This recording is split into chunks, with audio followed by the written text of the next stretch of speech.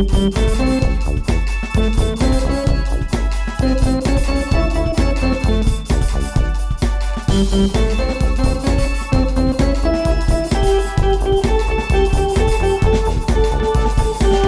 would seem as though. Hi. Hi. Hi, how's it going? It's going all right, you Good. know. Yeah. It's a nice day. It's not supposed to be super hot today, so Praise. that's good. Praise God, girl. It's been too hot. It's been too hot, Yeah. and I don't love it. No, me either. I mean, I love that you got to escape the heat for a day and go down to the beach. Yeah, we'll talk about that. That was an event. Welcome to another episode of It Would Seem As Though, the podcast where we talk about anything, everything, and nothing. Mostly nothing. I'm Vesta. I'm Annika. I'm just laughing because Amelie's itching herself. She sounds like fucking Thumper over there, and I'm like, I wonder if they can hear this. They just Probably. Yeah. Well, so tell us, you went to the beach, you took your animals. So my sweet man Gavin said about 2 weeks ago, you want to go to the beach like the first week in August? I have an extra day off, blah, blah, blah. And I said, yeah, great. So he found a hotel where where pets can stay for free. And I said, even better, cats and dogs. So I said, cool, let's go. So we planned the whole thing. We went to Lincoln City, super fun. The drive was fine. It was beautiful. Amelie Jean, my dog, is a neurotic little baby, so she doesn't super love car rides. We drugged her before we left, and we drugged Kitty Girl. The ride was pretty fine, though. I mean, Jean panted and cried and whimpered, and Kitty Girl slept on me and shook the whole time. But when we got to the hotel, we got everyone up to the room, and they just hated it. They hated the hotel room, and I'm sure it smelled like other people. We're by an elevator, so you hear the noise all the time. Yeah. So, and Amelie Jean, she hears the noise, and she's like, bork, bork, bork, like she needs to save everyone. And Kitty Girl just hid the whole time. She slept in the bed between me and Gavin under the covers, and she always sleeps on my side on the edge of the bed. She never sleeps between us. She never goes under the covers. But she was pretty scared of everything. No. She didn't eat. She didn't drink. She wouldn't go potty. And I was like, oh my God, she's just going to explode. I don't know what's going to happen. But when we're outside, because we have this little backpack, right, that has all the mesh parts in it so she can see and breathe and all of that. When we were outside, she was fine. And when we went down to the beach, we let her out and she walked around with her leash and all of that. But they liked being outside and they liked that portion. They just didn't like the getting there. They didn't like being in the hotel. And I thought it would be better because we're all together, right? They don't like to be home alone. Right. And so we're like, okay, well, we'll take you this time. Gavin had never been to the beach. He wanted to take all of us, so it was cute. It was a good idea, but I think more so, Amelie, Jean, and Kitty Girl are like, no. I don't want you to leave me alone, but also I don't want to leave the house, which means that we all have to stay home all the time. Which you may never leave again. Right. But I mean, overall, it was fine. The trip home was fine. Kitty Girl immediately I took her out of her little bag because she just cried. And I just held her and she went to sleep on my lap for the whole ride, 2 hours. And Jean lay down. So it got better. But the first night, it was so wonky just because they were so out of sorts, Yeah. But it was nice. The coast was like 60 degrees. Yeah, and it was nearly 100 here. And it was not only that, there was low-lying fog everywhere. So it was so cool. And so what I love about the Oregon coast so much is that, it's where the forest meets the ocean, but also it's often really foggy and really misty, and right. I love it. It's like, and it gives it that whole kind of mystical effect. A little eerie. I love it. Yeah, there's a park, and I don't know the name of the park. Okay. It's down at Lincoln City. I actually stumbled upon it quite by accident one day. I was just walking down the beach, and my idea was just to walk until there was a way to get off the beach easily, and then I could walk the road back. Yeah. Because walking back on the sand, no thanks. It's a lot. Yeah, but I was like, I walked a long distance, and I came up to this park. Yeah. Which is not much of a park at all. It's a little tiny strip of park, and there's a little porta potty and whatever. But behind it, there is this very tiny lake that is full of dead trees. Okay, interesting. And so they're all like in the lake. There are all these dead trees, and so it looks like something out of like spooky. You know, the House of Dragons or something. Yeah. It was like, did the dragons come down and burn all these trees? For real, I love that. Yeah, but it's super eerie and cool, and I love that. Well, and being at the coast, like I said, Gavin's never been to the Oregon coast, but he grew up in LA, so he's been to the beach. Sure. But he's been to like big commercialized beaches, you know, where there's a billion people and houses on there go for like Manhattan Beach. Yeah, they go for like $2 million, whatever. But where we stayed, we could exit the hotel and just walk through a tiny, quaint little neighborhood. Amelie Jean, sorry, I had to yell at my dog. She's starting to bark. But we could walk through a neighborhood. People are outside doing things, talking to their neighbors, having barbecues. But like, I was all, this is very cute. You know, this is so cute. And I think this would be ideal. I think this is precious. I would love it if the mindset was maybe a little different, because on the way to the coast and in Lincoln City, as many times as I saw a pride flag, which I was like, what? There was also Trump 2024. Yeah. And I was like, ooh, I would rather not, you know? But God, ever since you and I talked about small town life and how we wish it could just be more idealistic and idyllic and quaint and actually sweet opposed to horrific, now I'm like, God, let's find a small town where we could go, you know? So, many years ago, Kim Basinger bought a small town. Oh, let's move to hers. Where is it? I don't know. Okay. But I when that happened, I was like, wait, you can buy an entire town? That's cool. How does that work? Yeah. Do you then, and I really wonder, because I don't know, do you then own all the businesses and all the houses and you're now a landlord? I mean, or do you just own the property that everything? I don't know how that works. I don't know either. But it's the idea of like buying a town. If it was a ghost town and nobody lived there, that would make sense. Sure. Yeah. But yeah, that's interesting. We should move to a little ghost town and just renovate it. Have all of our friends move with us. There you go. Renovate this little town. We'll all have whatever jobs there are nearby, I guess. There won't be any jobs other than renovating the ghost town. Yeah. For real. And then selling the fixed up things. And we'll have our own TV show. Right. Oh my God. Well, and Gavin was like... Ghost to Glorious. That's what we'll call it. Anyway. Gavin was like, I would like to live out here. And I was like, oh, who wouldn't, you know? But I don't know if he's serious or not. He was like, well, I'm not completely kidding. I'm like, okay. We're gonna have a beach house? Oh my God. The dream. That would be the dream. Girl, tell me about it. So, I mean, I would rather it be on a beach where it's not raining all year, but... Meh. But, not you know, for me, if you're... the rain, and especially, it gets pretty heavy down there. The rain is fine if you have a place where you can be out of the rain and you don't feel like your house... You know what? I didn't realize it until actually this very second while we're talking about it. I think my big thing about, like, big rainstorms and heavy rain is because we grew up the way we did, poor, and usually in, you know, shitty places. Yeah. I'm always afraid that when there's a big storm, something's going to happen, the roof's going to leak, something's going to flood. Yeah.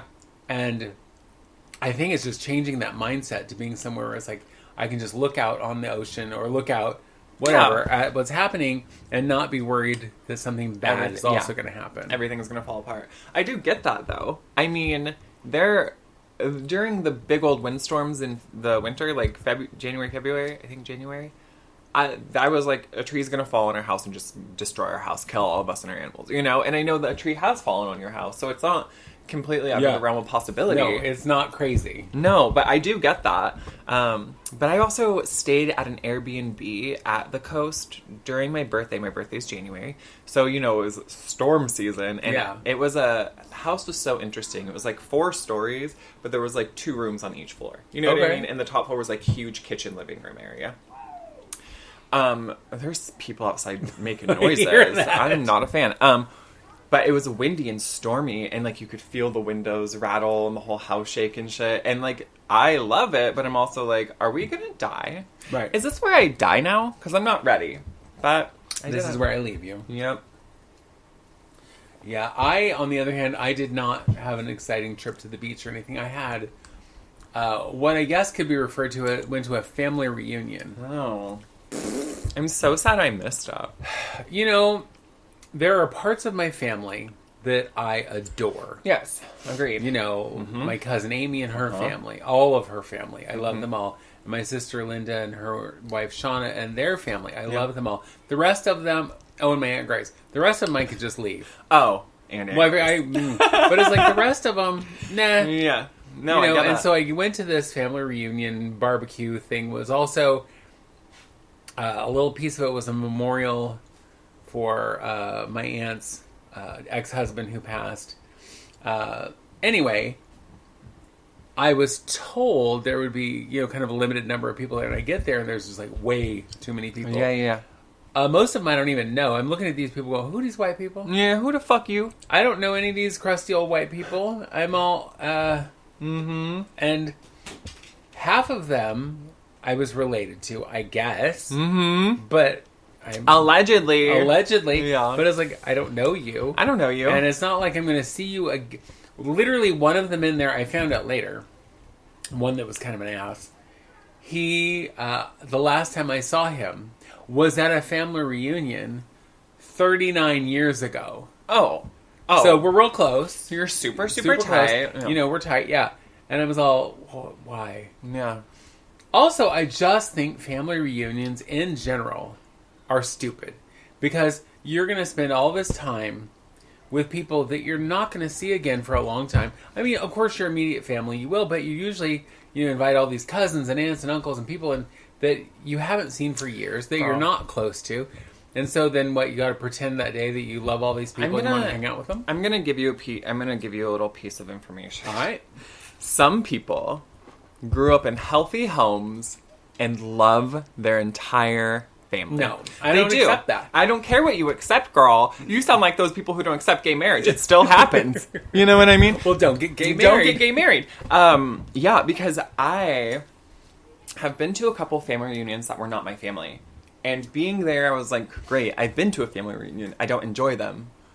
This one, I was like, oh, people actually love each other. You play games. You're all doing things with each other. You know what I mean? You keep in contact throughout the year by texting or whatever. And then you see each other a couple times a year. I think that's how normal. I can barely wrap my head around that because that's never been my experience. No, girl, but I think, quote unquote, typical, like extended families, I think that's how they interact. I think that's how they behave, I don't think it's like our family where everyone's a fucking shitbag and worthless and I don't want to hang out with any of them. But like... Not a shitbag. Yeah, but there are families that aren't full of pieces of shit and people want to hang out with each other. So I do think that it's weird to me too, because, out of the 8 million people I'm related to, I like 7 of them. So it was foreign to me too. And again, I was nervous. Great. Family reunion. I know what to expect. No, you don't, Annika. No, you don't. You think you know everything. You don't know anything. Yeah. Honestly, that really kind of changes my whole outlook on this because... Has your mind been blown? It has. I'm so sorry. Really, because, as you mentioned, that's not our experience at all. I know. And so I kind of just assume that that's typical. Yeah. I didn't mean to blow your mind today. I didn't mean to tell you basic things like people have healthy families. Listen, I don't know many of those people. No, me either. Well, and because I was just talking to one of my cousins the other day, and she was saying how they had a family reunion that they have, I think it's every other year. And she was like, the only time I ever see these people is at these reunions. Yeah. She goes, I don't talk to them the rest of the year. I don't care about most of them. No. And so I was like, well, then why go? Why go? Yeah. I remember several years ago, I was supposed to go to a family reunion. I don't remember. I think it was up in like Walla Walla or somewhere. Okay. It was a long drive. Yeah. And I had been dreading going. Yeah. Because, again, I only really like a very small portion of my family. Yeah. And because of the way I grew up, I grew up without a father. And so I didn't know my father's family until I was a teenager. Yeah. And even then, I didn't really get to know them until I was an adult. So... And this is who this family was. We've never had family reunions for my mother's side. And I'm like dreading going because I have some horrible, horrible family. I have aunts who are very religious, who are the awful, like, Christian nationalist kind of, like, they don't believe in any of the good stuff in the Bible. Like, you're supposed to love each other. You're supposed to judge everyone and whatever. Well, remember, one of those aunts, her husband died of COVID, and she said God took him home. Yeah. Well, that was God's will. Yeah. Yeah. So... Sounds like God hates your husband. I'm like, I don't want to go. And as I'm packing my car, I'm like, I don't want to. And then I stopped and I was like, what the fuck am I doing? Yeah, girl. I'm a grown-ass woman. I don't have to go. No. And so I unpacked my car. And then I called and left a voice message with my auntie. And I said, you know what? I can't make it. Yeah, I'm sorry. I can't make it because I don't want to. My hair is really dirty. It's going to take a couple days to wash my out. car, the wheels are black. Are on the bus now. It's real weird. And they go round and round. Right. Right. And the windows aren't clean. I can't see through them. And whoa, Black Betty, bam a lamb. Just whatever. You just say what you need to say. Whatever. And it's Saturday, and I, being a Seventh-day Adventist, I can't travel on Saturday. God, I'm praying. I would come up with something. I'm at home praying. It's against my religion to do anything on the Sabbath. No, I don't. It was just like, but it really was. Yeah. It came down to me going, the fuck are you doing? You don't want to go. Why are you go. going? Yeah. You don't have to. I know. And that really was a turning point for me in my life where I was like, I'm a grown-ass woman. I don't have to do things I don't want to do. Yeah. Other than go to work and pay taxes, I don't have to do things I don't want to do. Yeah. Like, I don't have to stay at a party or even go to a party if I don't want to. We had this conversation this morning with your children about why we, quote-unquote, don't stay at parties very long because everyone gets drunk and we don't drink or whatever. But... yeah, we don't like to stay around that shit, and trying to explain that to Grace and Parker, like, when people start to get wasted, we dip out. I don't mind being around people who are drinking. No. That's fine. Mm-hmm. When it gets sloppy, I'm done. All done. Because then people are going to say things that they're not going to remember the next day, but I will. Uh-huh. And not that they're going to say hateful things, but they're going to say stupid things, and they're going to say embarrassing things. Or they're going to do stupid things. Right. Yeah. And so the next day, when it's all back to normal for them, I'm going to be like, but I remember very vividly all the crap. Everything you said. Yeah. Well, or there's going to be a big blowout, or, someone's going to get pissed off, something's going to happen. It's just like, and this is all from personal experience, watching drunk people act out. Like, I was telling Grace and Parker this morning, like, as a kid, I was in a house with drunk people often, it wasn't like an uncommon thing. Going to parents' friends' house or whatever it was, there was always drunk people, and that has the potential to become very unsafe for children and teenagers. And Grace is like, why? Like, well, unsafe period, but specifically even more for kids because they cannot escape it. I remember if it feels like being trapped. I remember everyone's drunk, and what am I supposed to be doing? Like, I'm 12, I can't go anywhere. You know what I mean? I can't walk home, It's the country. Walking home is 3 miles away or whatever. Right. And I remember you talking about a particular birthday party that was held up in the woods, and everybody's drinking. It's like, where are you supposed to go? Well, and it was Ashley's birthday, and she was 16 years old, and all of her friends were there, and and a bunch of adults, and my stepmother made jungle juice, which is usually a mixture of alcohol, right? And like Hawaiian punch, essentially. It is Everclear. Okay. Which is 191 proof. Right. And so she's feeding that to teenagers. As you would. And adults who are hanging out with teenagers. And it was, as a kid, I just remember being uncomfortable. I don't think I could contextualize why it made me uncomfortable. But yeah, I remember in retrospect, it's gross because you know how many things happened. You know how many indecent things happened when they should not have happened. Absolutely. Because of alcohol. So yeah, I don't like that. I never liked drunk adults growing up either because they freaked me out. They couldn't control themselves, and that stressed me out. I never loved it. See, now most of my childhood drunk adult experiences were my stepfather, who frankly most of the time was kind of hilarious and not in like he was trying to be funny. Yeah. But he was stupid. And so he would do something stupid and I would laugh at him. Yeah. But it was like, but there were times where he was actually dangerous. Yeah. But there would be times where he would get so drunk that he would just pass out somewhere. Like one time he passed out on the front porch. And so my mother just left him there. Yeah. And every time we walked by him, he was mumbling something in his drunken stupor. And none of it made sense. And so we laughed at him, all of it, whatever. Yeah. But it was not a whole group of people. I was never trapped in a room full of drunks or a house full of drunks. And, the one story, it's funny to me when you look at things with grown-up eyes. Uh-huh. There's a story that my mother tells, and I know you know the story because she's told it a million times, where Jack was my stepfather. Jack was drunk. Yep. And being scary and threatening and whatever. Yeah. And so we lived way the fuck out in the country. We lived 6 miles from town. And I am second grade, so 7-ish. Yeah. And I'm the fourth kid. So everyone's like, at that point, 11 down to like 2. Yeah. Probably. And my mother took us all out of the house and took us walking out in the country in the dark at night. You have like the moon, and that's right, it. exactly. Yeah. I mean, it was a well-lit night because the moon was full and what have you. But we were then hiding from him, and like my mother turned it into a big game. Yeah. Where it's like, oh, I see Carly's coming, so we would either duck into a ditch or under a bridge or whatever. And as a kid, it seemed like an adventure, and as an adult, I look at that and go, yeah, how traumatic.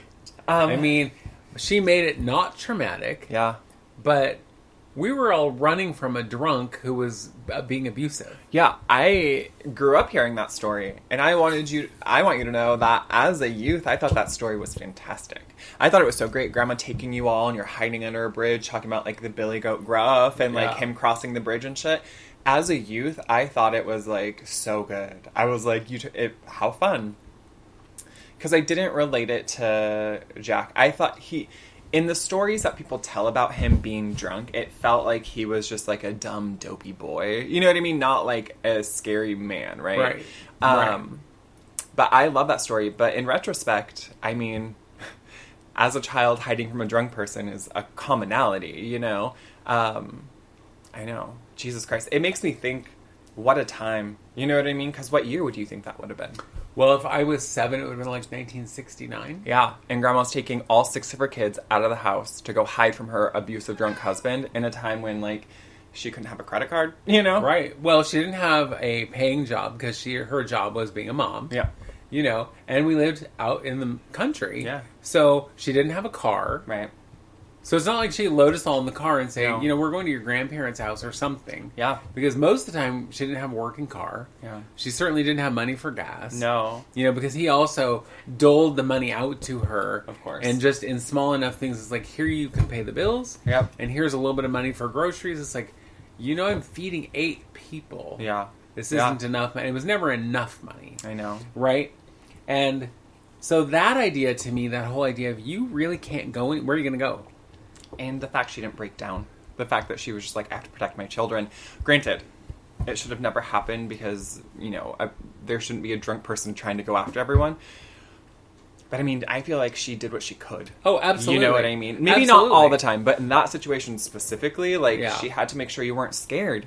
She had to get you out and safe. Yeah, like, and we were all laughing and thinking it was hilarious. Yeah. And it was, like I said, but it wasn't until I was an adult I looked back on it. I was like, well, that certainly could have turned out really differently. really differently. You know? Yeah. Yeah. I don't know, but that goes back to my whole drunks at parties and family reunions and whatnot. Yeah. Don't like it. The parties that I have left early were because people were getting sloppy. Mm-hmm. For me, it was like, okay, that was fun. We left before it got messy. Yeah. And didn't care. But then we would hear stories later about, well, this thing or that thing happened. Horrible thing, yeah. Right. And it could be any array of things from there was a little fight, there was a huge fight, there was whatever. And it's like, I'm glad I wasn't there for that. Yes. I'm glad I wasn't there for Every the time. drama. I don't hate drama. Never want to be a part of it. Now, if it's drama you're just telling me because it's gossip, and I'm there. Yes. Eat my popcorn. I'm sitting with my bowl of popcorn and eating it all up. Watching you make a fucking fool of yourself. But I don't want to be in your drama. No. I don't also want to be there when you start acting a fool. Because then, not that like, oh, I'm an accessory, but I am a witness to all of it. And not only does it make me uncomfortable, but like, I'll punch you out. You know what I mean? Don't come close to me, bitch. That shit makes me edgy. Like, I hate it. Yeah. And because we're talking about not drinking today. And like, I haven't drank alcohol in probably almost 10 years. And it's not... Lots of people ask, like, oh, do you have a problem? And, like, no, I don't. I just don't enjoy it anymore, and it doesn't make me feel good. I don't think it really ever did. It was just, like, a way to escape, you know? Because I started drinking when I dropped out of high school, and all my friends were dead. So, like, yeah, it was a little bit of a God, skip. you're a high school dropout? Yeah, a beauty school dropout. What's funny to me about that specific thing, being a high school dropout, is you are in our family, the most educated person, and it's like, so it's funny for me to think back that you dropped out of high school. Yeah. So a high school dropout can do whatever, you know, and be successful and have a career, do whatever. But it's you and my husband, and who was I talking to the other day? Who was like, "Yeah, I didn't finish high school." And I'm like, "Wait, what?" But you went on to college, but it's GED, and then the college route. Yeah. And I'm like, "Oh yeah, yeah." Honestly, because unless you're going to get scholarships or go to a really amazing college, your high school transcripts mean nothing. You know, it doesn't really mean anything. I will tell you, it is funny to me too, moving where I've moved and making friends and talking, you know, eventually getting to the point where we're talking about our lives or whatever, and saying how people ask, like, "Oh, where'd you go to high school?" Thinking I'm from there and we went to the same high school or whatever it is. And I'd be like, "Oh, whatever." And then I'd bring up that I never finished high school, and people always would be shocked by that. And I always thought that was funny. And more so now that, like, I have 2 degrees and I'm working on my 3rd, people are like, "You dropped out of high school?" I'm like, yeah. Halfway through my junior year, I said, "This is enough." And I moved away. Yeah, I know I've mentioned this before, but in my family growing up, there was never a focus on what you're going to do after high school. There was never like college. You need to get good grades so you can go to college. Being poor, none of us thought college was an option. Had we known how many good scholarships you can get for being real poor and real smart, you know. But even at that time, I don't think that was an option. Yeah. The only focus was you will graduate high school. Yeah. Because my mother was absolutely adamant about that. You will graduate high school. Yeah. And we all did. I mean, some of us with better grades than others. Yeah. Some of us with better experience, and my experience was terrible. Sure. My siblings, most of them had great experience. And cool. Yeah. But I gotta... Yeah. It's different. It is. What were you... Christ. I forgot what I was going to say. Great. Well, I love that. I think one of the other things... I was thinking about this the other day. Okay. I'm ready. And maybe you can help me with this. Okay. Because I was thinking specifically about how things like that, how education and things have changed. Because one of the biggest changes that I see is how everyone has to get an award just for participating. Yeah. And it's like, so I'm curious as to when that started. Like, what generation was like, okay, we were so neglected, we need to give everybody an award for everything so everybody feels good about being here, doing something, and no one's left out. Yeah. I don't really know, because I remember playing sports most of my youth, and people would go sports ball. Go sports. Yay, throw it. I don't know. And so at the end of the season, whatever the sport was, they would have like the person with the most goals, or the person who did the best, or whatever the case VIP. is. Yeah. And so there would be that, and maybe a couple other awards for different categories. I don't really... If we got like a participation thing, it was like a little fake medal, right? To say like we were all on the team for this year, right? It wasn't like you all got a trophy, right? So I mean, we all maybe got something occasionally. Again, it depends though on like it depends on what sport you're playing. If you're playing for school or for club, those are different things, right? But I remember sometimes there were participation things, and like when we were young, I remember like T-ball, maybe we all got it. But as we got older, no. But it's hard for me to think of my childhood as like a typical one in the sense of like my generation, because I grew up in a small town. Right. And so being in a small town, I feel like we're already like a generation behind, you know? Right. But I don't really remember participation trophies when I was a youth. Well, and my wondering is because I've been watching all this stuff on TikTok about Gen X and millennials and boomers and blah, blah, blah, blah, blah. And what I hear most often about Gen X is they were pretty much ignored by their parents. Yeah. You know, there was the commercial, it's 10 o'clock, do you know where your children are? Yeah. They had to come in with the street light, they drank out of the hose, they weren't allowed in the house during the day, they were latchkey kids, all this stuff. Yeah. So they kind of raised themselves. Yeah. And so it makes me wonder, and I'm not coming for anybody, but it makes me wonder if it was Gen X that started this, we were absolutely ignored. We're going to go the opposite direction with our children. Potentially. You know, I don't know. I know that this particular culture came to my attention. I was at my cousin's house. This is quite a while ago. And they were talking about how their kids were playing softball. And they had to play outside of school because the school teams, you played for fun. There was no score, no winner, no loser. And it was like, Why? What? Yeah. Why? And it's like, well, so nobody feels bad. And I'm like, stupid. That's life, though. Yeah, but that's also just a game, right? Like, it's a game, you guys. It's a game. And if you can't win and or lose a game and be a good sport, then what the hell are you going to do in life?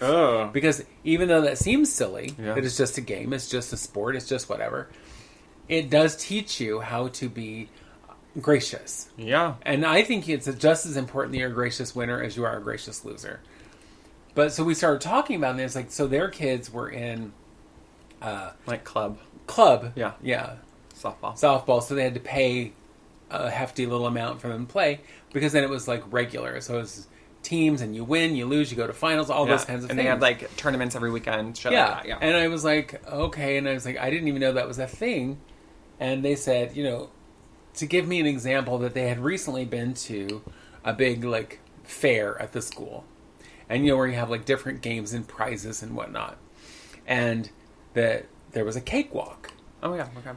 And if you don't know what a cakewalk is, it's they have all these numbers on the floor and like a circle, and a circle, right? Yeah. And you walk. It's kind of like musical chairs ish. When the music stops. When the music stops, whatever number you're on, if they call your number, you win a cake. Yeah, or dessert, whatever the price is. Yeah. Right.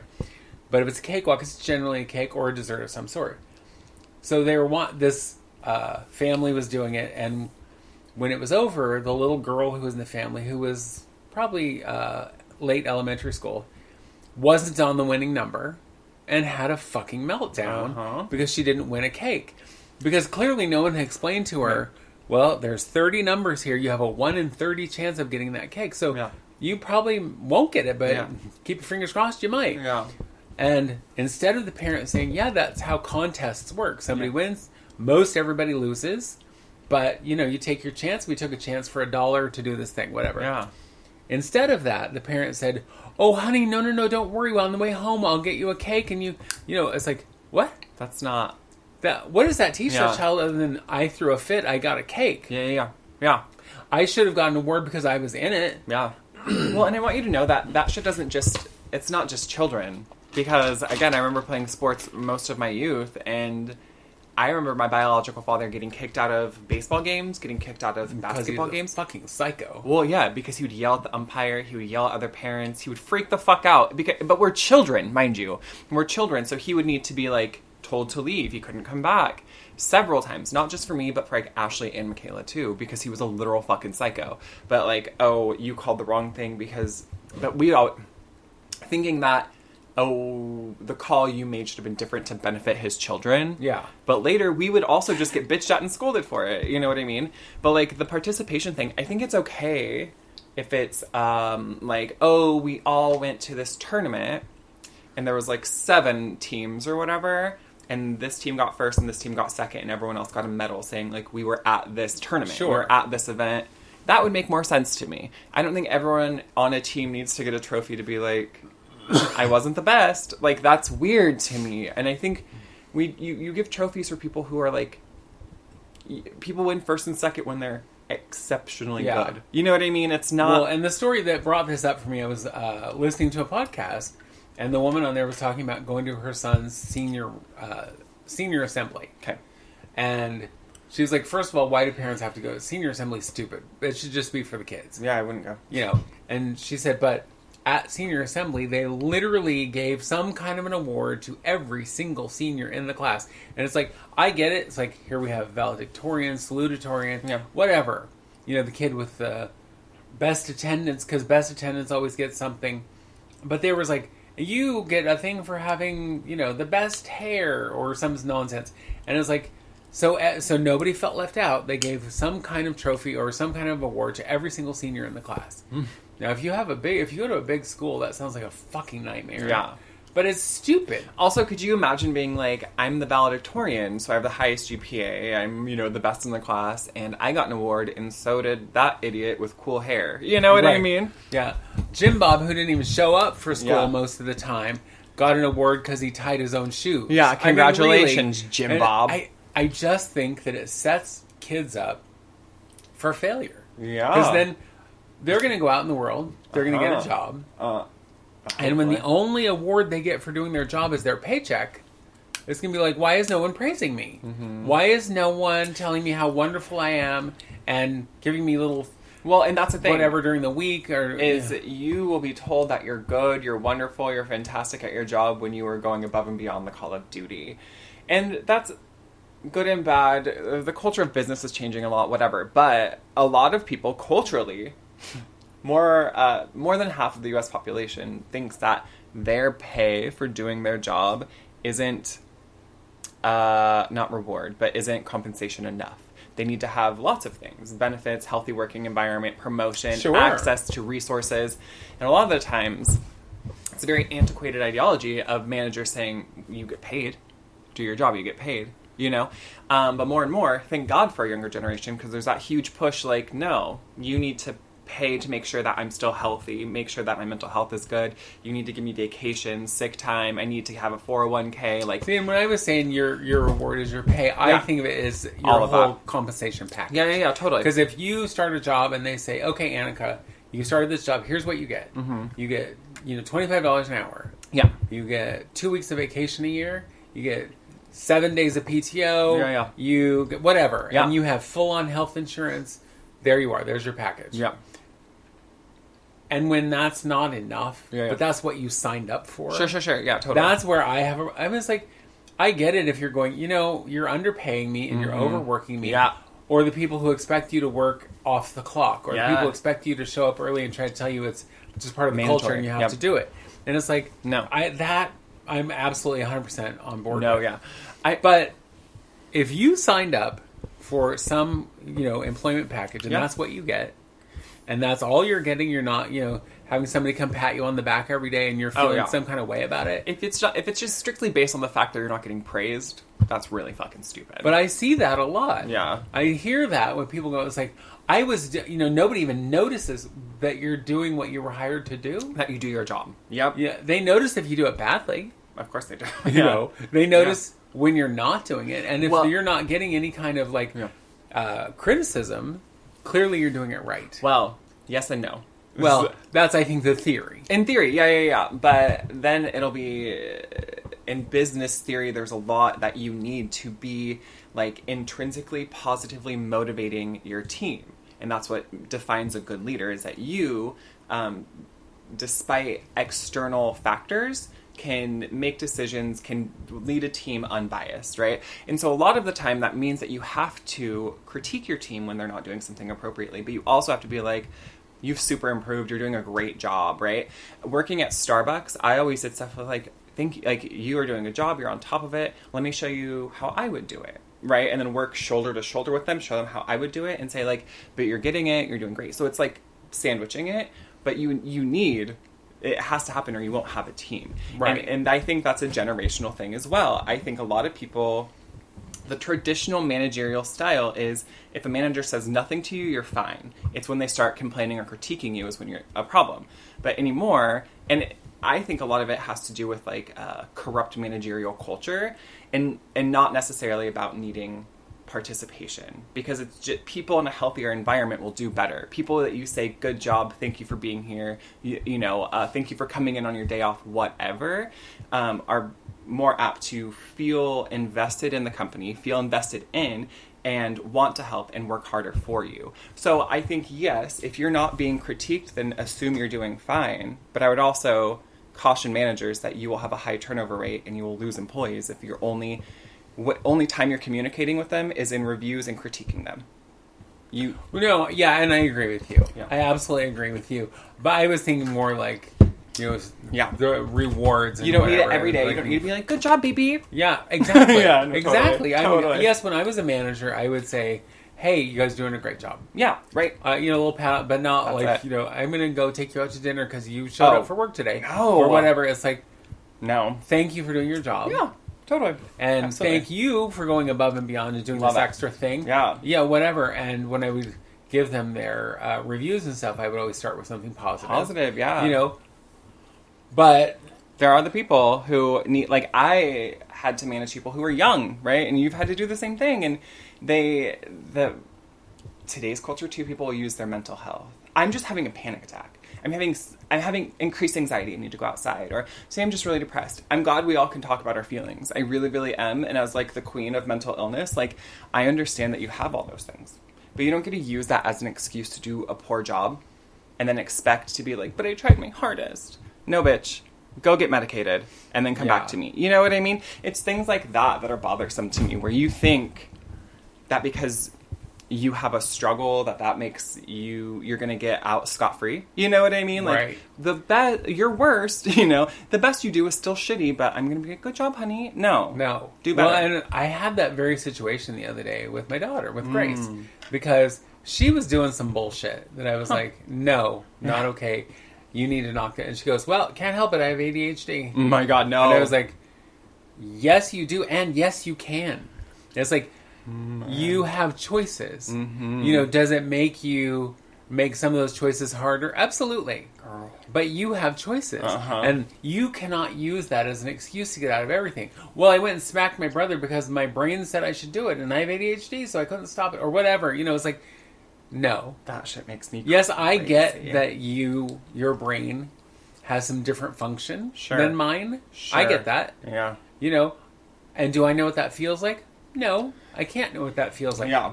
But I do know that you have some self-control. You have a brain. You can think. And this thing is wrong. Yeah. So, and you don't have that. I know that there is a condition, I don't remember what it's called, where you cannot control impulses. Impulse control? I don't know. Anyway, but you don't have that. Yeah. So, you are a teenager, so that's part of that. Yeah. Teenagers do stupid shit because teenagers are what? Stupid. So, I want you to know. But don't come at me with this excuse of, well, I can't help it because I have this. Both Parker and Grace have done it. Because Parker's like, you don't understand my brain because I have ADHD. And I want you to know that you don't love me for me because you want me to change, is what he'll say. He has said that to me. You want me to change, and so you don't love me for me. Yeah, okay. I want you to knock off this shit. I want you to know that the weaponizing of mental health makes me fucking crazy. Like, it makes me want to just rip my head off because that shit is so irritating to me for several reasons. I think one, and this is all from my perspective, right? Like, as a youth, being diagnosed at a young age with, like, depression and anxiety and, like, reactive attachment disorder and, like, whatever, those weren't things that I ever talked about, right? Because in the 90s, that wasn't something you spoke about. No. You never talked about it. I'm not saying that's good, but I also never, ever used it in a way to be like, well, you're just being mean to me because I have depression, right? Like, weaponizing it and saying you can't do something or you can't function this way or because I have this, I can't do that. That's such a cop-out. Or because I have this, I can get away with doing these oh things. My God. And it reminds me of this friend that we used to have who never, ever got over anything in her life, so she couldn't go to the dentist and she couldn't do anything that put her in a vulnerable position or be uncomfortable. And she was sit at the dinner table. Or sit at the dinner table. And all of these things that she let her fucking childhood and her mental health affect her when she could have absolutely been fine doing most of those things. It was literally just the not wanting to and using it as an excuse. And using that as like, well, I don't have to because I have childhood trauma. Like, no, bitch. Right. You don't. So do the rest of us. You know what I mean? Right. And yes, I have childhood trauma too, but it doesn't stop me from doing things. I will sometimes go, why am I feeling this way? Yeah. And have to like open up that little box and look at it and see, oh, that's why I'm feeling this way. All right. Yeah. I now know that. I will kind of think about that a little bit and figure it out and whatever. Maybe talk in therapy about it, whatever it is I have to do. But I'm certainly not going to let the actions of somebody 40 years ago control me now. No. And I just think using that sort of, that kind of as a weapon, once you get into the real world, everybody's mentally ill. Again, working at Starbucks, people would come in and be like, everyone is traumatized. I have severe anxiety. I'm like, welcome to the club. Like, literally everybody does. And it's not that I'm not sympathetic to you having anxiety or you having ADHD because, bitch, welcome to the club. But you don't get to use that. Your life doesn't stop because you're mentally ill. And I do understand that it's hard. Girl, again, my own journey has been hard. But I think using it as an excuse to not have to do things or to get away with things is bullshit. And I think, I mean, sometimes it makes me nervous for, like, Grace or Parker because, like, you know, once they get into the real world, you know what I mean? They're not going to have someone... Things will be harder. You know what I mean? They're not going to be able to say, like, well... I'm sad today, you know what I mean? So I can't come to work. Or my brain works differently, so I can't do this job. Right, like, right. It's going to be very interesting. As we were talking about it made me recall this episode of Oprah many years ago where they were talking about just, you know, kind of mental health stuff. And this woman stands up to ask a question, and she goes, you know, my name is blah, blah, blah, and I grew up in a dysfunctional family. And Oprah interrupted her and said... And so did everyone else here. Mm-hmm. So we're all kind of on, you know, even ground there. Yeah. Yeah, you're not special because you grew up in a dysfunctional family. That makes you typical. Yeah. If you grew up, like my friend Kevin, in a family where everybody adored each other and got along, and that's not typical. No. In fact, you're the odd man out when you go to school and you're talking about your family. People be like, what?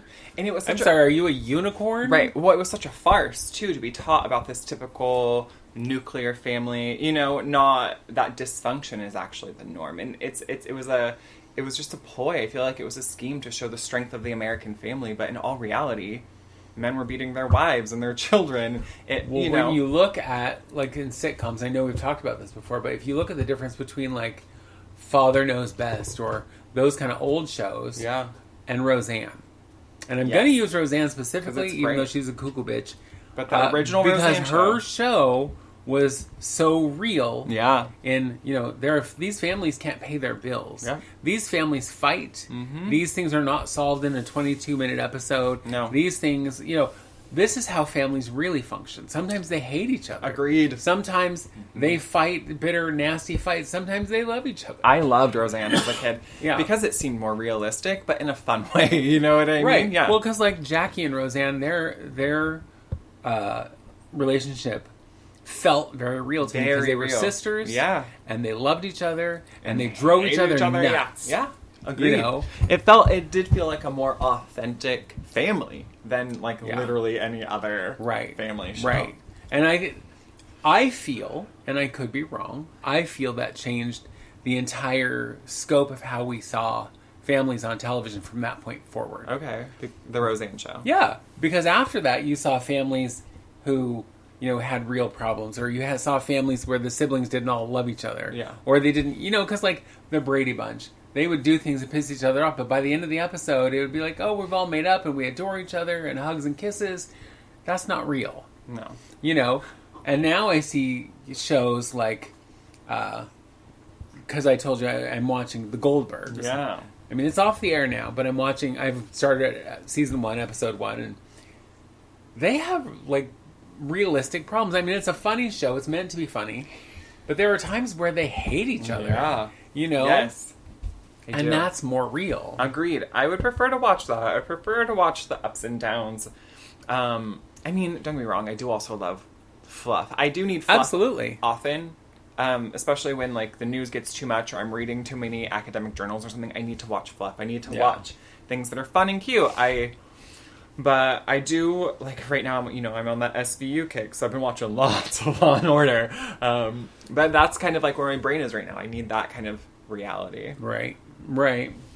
Well, I'm going to take a big turn here. Oh, my God. Hard turn. What a hard turn. Speaking of reality, the Olympics are going on right now. Still. And there have been some things about the Olympics that have been fantastic, like Miss Simone Biles. Always and forever, amen. First of all, she's amazing. She's superhuman. She is absolutely the GOAT. The GOAT. I know. So the first time I heard that, I was like, why are you calling her a GOAT? Greatest of all time. She absolutely is. She now is absolutely, because she's got more medals than anyone in history as a gymnast. Yeah. The women American runners, dear God, I'm watching them going, do you have bionic legs? Like Sha'Carri Richardson? Sha'Carri Richardson? How is that human? I don't even know. She's got bionic legs. She must be. Because I watched her run and I'm like, I didn't know people could move that fast. No. Also, she's amazing, and some of her teammates are amazing. Yeah. I'm watching them do the relay races. Yeah, crazy. Going, and Unreal. I saw one the other day where one of the women fell and still won the race because she got up and ran past everyone else, and it was like, girl, how does that happen? I watched a clip of, what's her name, Katie Ledecky or something, and she's a swimmer. Okay. And she was doing, I don't know what swim it was. I don't know swimming, okay? But on the screen of the Olympics, there's all the rows for them to swim in.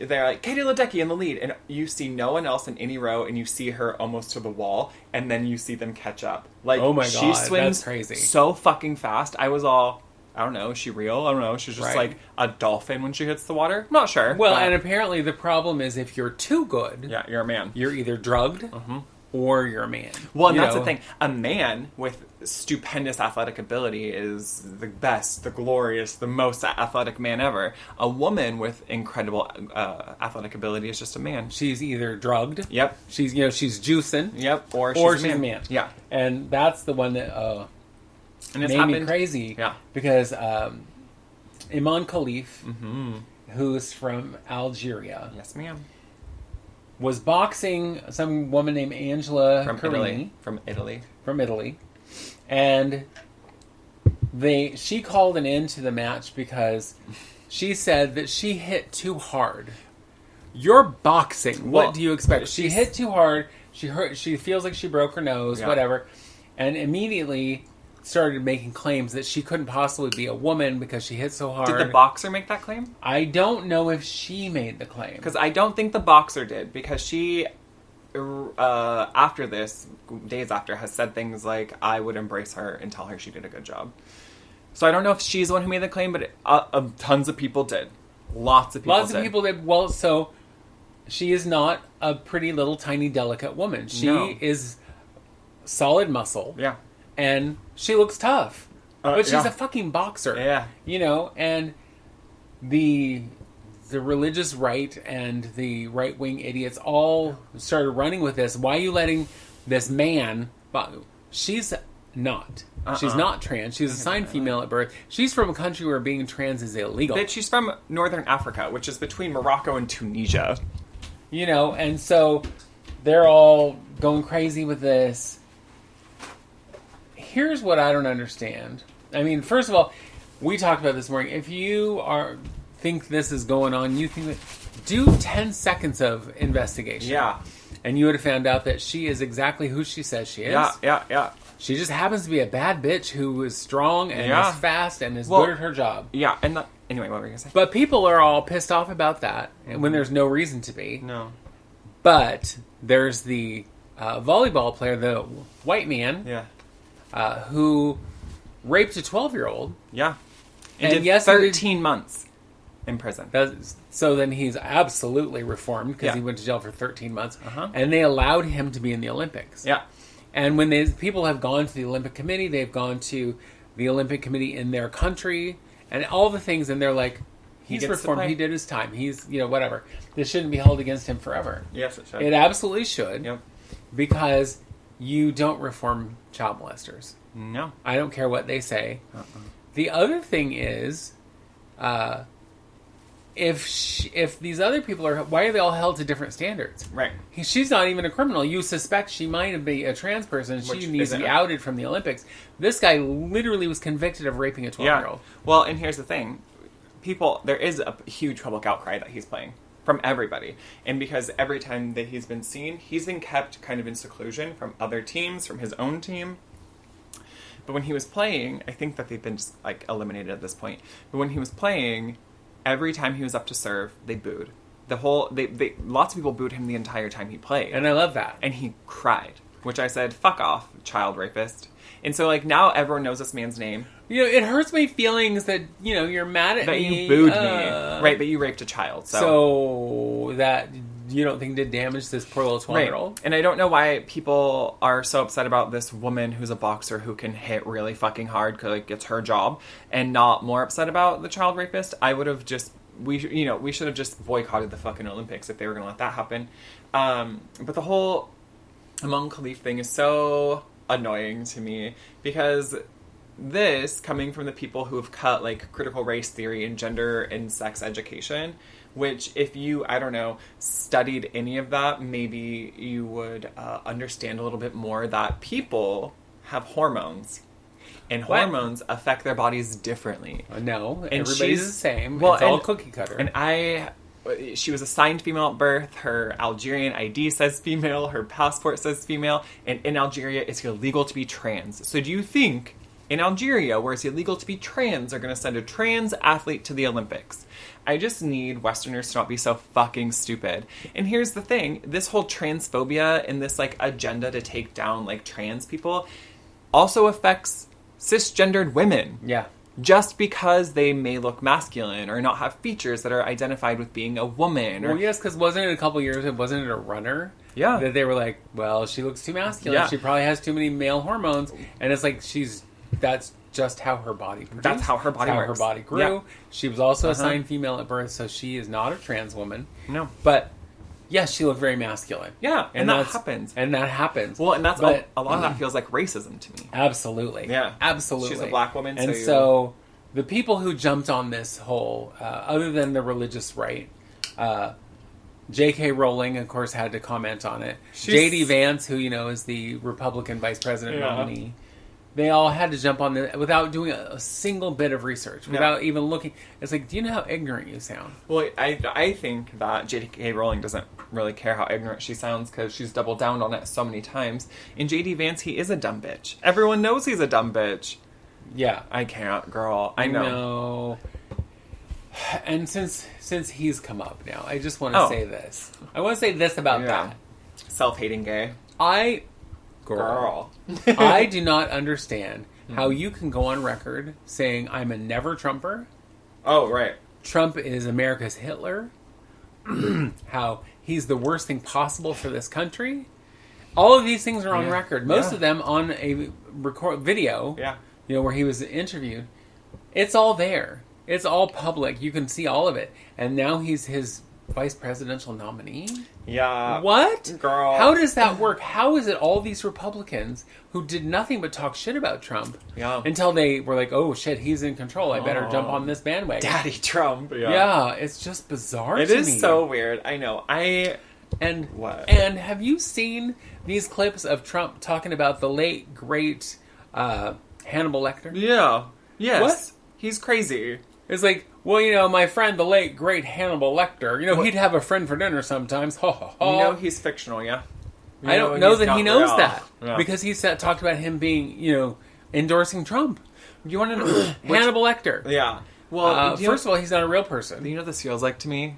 What your mother has. This feels like dementia. Yeah. Feels like he's just making shit up and calling it true.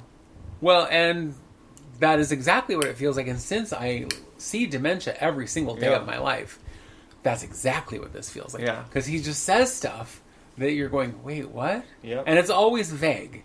It's always like, well, I talked to the guy. The scientists. And I talked to the scientists. I talked to the guy who's in charge of the electric motors on the boats.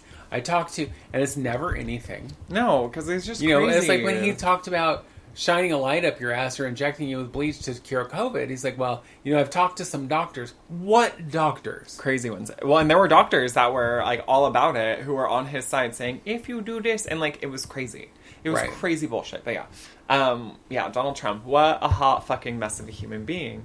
I don't even know, girl. I don't even know. I don't know how people still follow him. People are so delusional. I don't know, but I do know that since Kamala joined the race, that a lot of places where it was very heavily Trump are now starting to tip the other way. Good. Because, I want to end this on a really positive note. Yeah! Because first there was a Zoom call with, I don't know how many tens of thousands of black women for Kamala. Hell yeah.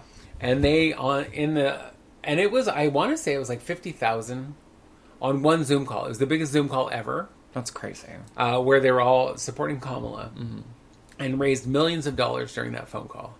Interesting. And then it was followed by white women. White women, yeah. Who said, we need to do our part. We need to be, on the helpful side of things for once. And did the same thing and raised millions of dollars. Okay, yeah. And then there was one of men the men getting together saying, yeah, we need to get behind Kamala Harris. Crazy. I'm like, what? Men? Yeah. And also raised millions of dollars. So in the short time that she's been a candidate, some of the swing states are now starting to swing her direction. I'm in love with that. Right. And a lot of young people who've not voted or been like, why vote, are now registering to vote and talking about they're going to vote for her. I'm obsessed. And they're all saying, it's like the same thing. Is she perfect? No. Mm-hmm. Is she all of the things we want? No. Mm-hmm. But she's not Donald she's Trump. Young. Yep. In comparison. Mm-hmm. She's 59. Yeah. But she also is a real person. Mm-hmm. She's had real life experiences in politics, and because she started out a lawyer and then became an attorney, a district attorney, and then a senator, and then vice president. So she worked her way up the ladder. Yeah. And unlike Trump, who just was like, I'm a rich man, I'm going to run for president. I'm a rich man.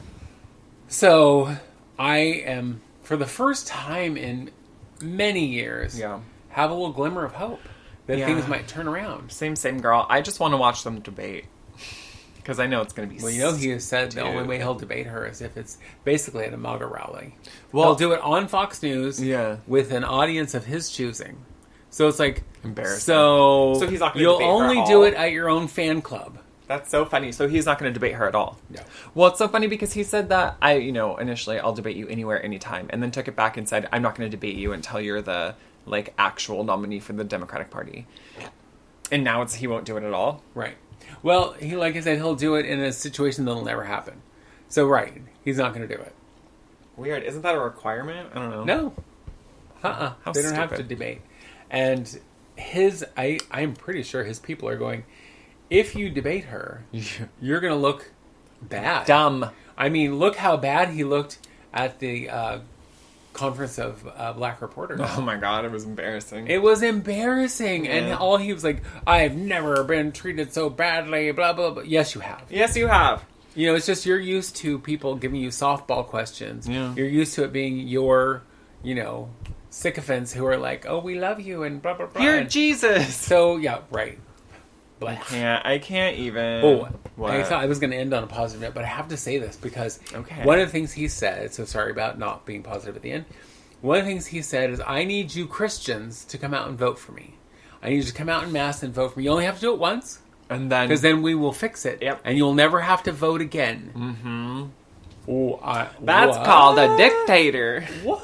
That's called... He wants to be king. And nobody on his side is scared of that? It's unsettling to me. It is unsettling.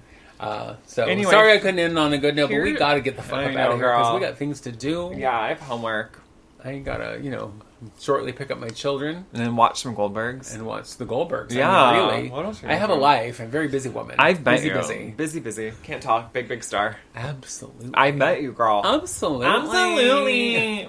First, I have to watch a couple episodes of, SVU. Right, you have to see the people getting murdered. Yeah. You have to see what celebrities made their first appearance or because, girl, whatever. If you want to see celebrities galore, watch SVU, bitch. There's celebrities on every single one. Well, if you think about the fact that it's been on almost as long as you've been alive. Yeah. SVU itself has been on since it's in its 26th season. Yeah. The only one that's almost as long as that was the original Law & Order. So it started when you were 9. Yeah. And you're now, 12. So I know. So only 3 years. Your whole life. And I'm 12. Huh. Right. So anyway, as we bring this to an end, I want to remind you that you can write to us, and we would love it if you did. itwouldseemasthough@gmail.com. You can find us anywhere where you find a podcast.